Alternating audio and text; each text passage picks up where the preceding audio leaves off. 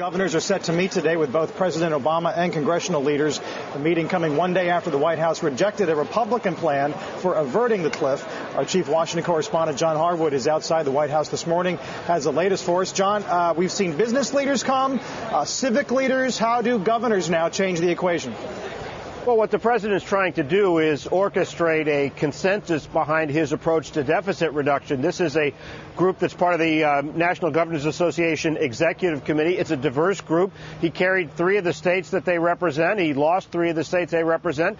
The governors include Scott Walker, one of the leaders of conservative government reform movements trying to go after public employee pensions and shrink government obligations that way. But governors, as a rule, tend to be pragmatic, Carl, and the president is trying to make the case that if you look at the polls, if you look at the revenue needs of the government, if you look at the aging of our population, the pragmatic thing to do is both trim entitlements but also get a significant amount of new revenue. Now, the significance of Speaker Boehner's offer yesterday, Carl, was that he put specifics on entitlements on the table. They're ones that we're familiar with because he and the president talked about them in the grand bargain discussions that failed in 2011, but they're significant, raising the Medicare eligibility age from 65 to 67 and enacting a reduced inflation formula for Social Security benefits and other government programs. Those are real, tangible offers on entitlements that mean, I think, that even though the White House rejected the offer, Carl, this is positive because now you've got specifics from the White House on taxes, from the Republicans on entitlements. That is the beginning of the conversation, and the president's hoping this meeting with the governors today helps move that along a little bit.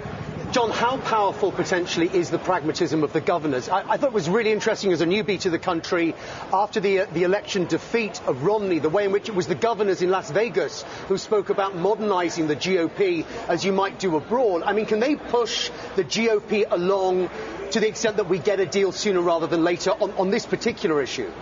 In theory, they could, Simon. In practice, the national political dialogue and the state-level political dialogues tend to move on separate tracks. And so, yes, the governors can lend their voices, but they can't have an inordinate amount of influence. The members of the House and the Senate who are elected in particular states and constituencies, they are driven by their own electoral imperatives, their own political imperatives, and the governors have some influence, but not all that much. The one thing that is true about the governors, though, Simon, is most states are pained, strained financially. They need more money, and the healthier the federal government is financially, the more aid they get in those states, and the reverse is true as well. The worse the federal deficit, the more aid to states gets cut.